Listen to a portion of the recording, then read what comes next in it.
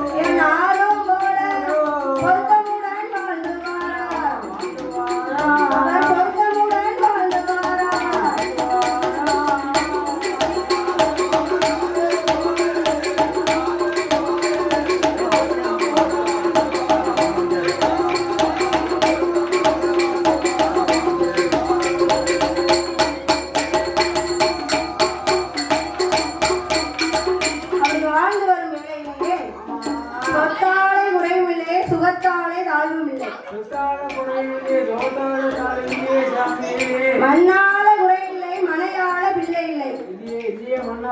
என்ன இருந்து என்ன செய்ய ஏகபோகமான வசதி இருந்தாலும் ஏழும் இல்லை நமக்கு ஒன்று இல்லையே என்று பெருங்கவலை கொண்டு இருவேர்களும் ஒருமுகமாக இருந்து கொண்டு ஈசனை எண்ணி 12 வருடம் தவம் இருந்து வருகிறார். எப்படி தவம் இருக்கிறார்கள் தெரியுமா? ஆண்டவனை நினைக்கணுமே, அருந்தவமோ இருக்கணுமே, பகவானை நினைக்கணுமே, ஆரைந்தவா செய்யணுமே, சிவனாரை நினைக்கணுமே, ஐயா நினைக்கணுமே, சிறந்ததவா இருக்கணுமே, சிறந்ததவா இருக்கணுமே.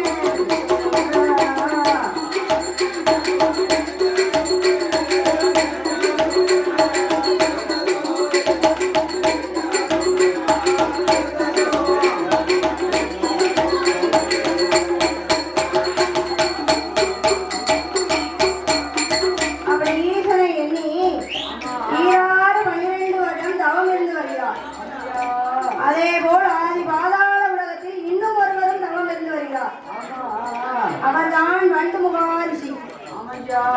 வண்டுமுகாரிஷி இல்லறத்தை வெறுத்து ஈசனை கண்டு ஈசன் பட்டத்தை வாங்க வேண்டும் என்று சிவன் இருக்கும் சிம்மாசனத்தில் ஒரு நாள் ஒரு பொழுதாவது அமர்ந்திருக்க வேண்டும் என்ற நோக்கத்தோடு ஈசனை எண்ணி 12 வருடம் தவம் இருந்து வருகிறார். மும்மூர்த்திகள் பார்த்தார். வண்டுமுகாரிஷியின் தவம் கடுகளவு உயர்ந்ததனால் கைலைக்கு சென்று முற்று மோட்சமடைந்து விடும் என்று எண்ணி அழகிலே சிறந்தவன் மன்மதனை வரவழைத்து அவனை கைக்குழந்தையாக்கி தவத்தில் போட்டார்கள். குழந்தை குவா குவா என்று குரல் கொடுத்தது. குழந்தையை கண்ட வண்டுமுக ரிஷி தவத்தை மறந்தார். குழந்தையை கண்டவர் என்ன செய்தார் தெரியுமா? அள்ளியவர் அரவணைத்தார், அவளோடு முத்தமிட்டார், அழிமெல்ல கைதெழுத்தார், வாய் நிறைய முத்தமிட்டார், சேத்து மெல்ல கைதெழுத்தார், செவிட்டோடு முத்தமிட்டார், வாய் மெல்ல கைதெழுத்தார், கையில எடுத்தார், கோடியில சாமுத்தமிட்டார், அவர் கோடியில சாமுத்தமிட்டார்.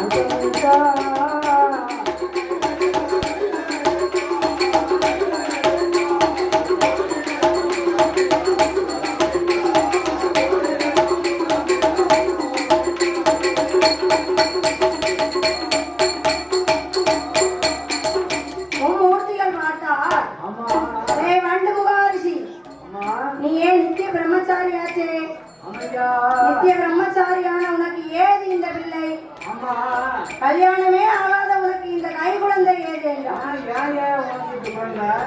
வண்டுமுக ரிஷி ஞானத்தால் பார்த்தார். ஏ பாலகா, என் தவத்தை கலைக்க யாரோ உன்னை ஏவல் செய்து அனுப்பியிருக்கிறார்கள். யார் உன்னை ஏவல் செய்து அனுப்பினார்களோ நீ அவர்களுக்கே விரோதியாக சென்று வனங்களிலே அலைந்து திரிந்து படைத்தவன் கையாலே மாண்டு மடிவாயாக போ என்று சாபத்தை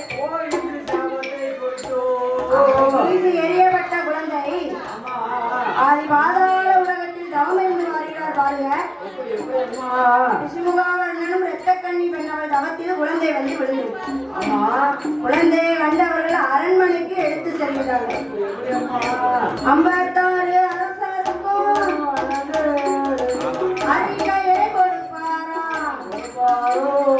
அறிக்கையை காதில் கேட்டு அரசரெல்லாம் ஓடி வந்தார். அரசரெல்லாம் ஓடி வந்தார்.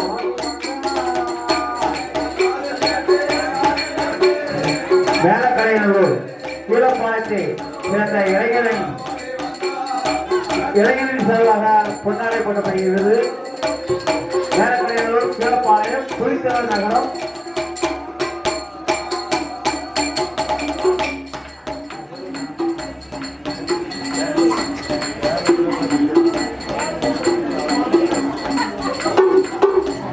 அப்படி வந்ததோர் மக்களுக்கு தான தர்மங்களை வழங்கி குழந்தைக்கு பெயர் நாமம் கொடுக்க வேண்டும். என்ன பெயர் கொடுக்கலாம்? அந்த காலத்துல குழந்தை பிறந்தா அவங்க குலதெய்வத்தை பெற விடுவாங்க. காக்கே ராக்கி, மூக்கே மூக்கி, சொக்கே சொக்கி, கருப்பேன் கருப்பாயி, இருளப்பேன் இருளாயின்னு அவங்க குலதெய்வத்தை பெற விடுவாங்க. ஆனா இப்போ சினிமா உலகம் ஆகி போச்சு. அதனால அவங்களுக்கு தகுந்தபடி பெயர் விட்டுக்கிடுவாங்க. ஆனால் இவர்கள் இருந்த தவமோ வல்லமை தவம். அதனால் வல்லவன் என்றும், இவர்கள் குலமோ அசுர அரக்கர் குலம். அதனால் அரக்கன் என்றும் இரண்டையும் சேர்த்து வல்லரக்கா என்று பெயர் சூட்டினார்கள். அந்த வல்லரக்க ராஜுதனை எப்படி வளர்த்து வருகின்றார்கள் தெரியுமா? வல்லரக்க ராஜுதனை, வல்லரக்க ராஜுதனை பாதாள உலகத்தில நிஜமுக வல்லனுமா எத்தகனி பெண்ணவளும் சிறப்புடனே வளர்த்துவாரா. வளர்த்து வரும் நாளையில தரையதில விட்டோமானா அண்டகால் நோகுமில்ல பூமியில விட்டோமானா பொற்பாதம் நோகுமில்ல தோளதிலே தொட்டில் கட்டி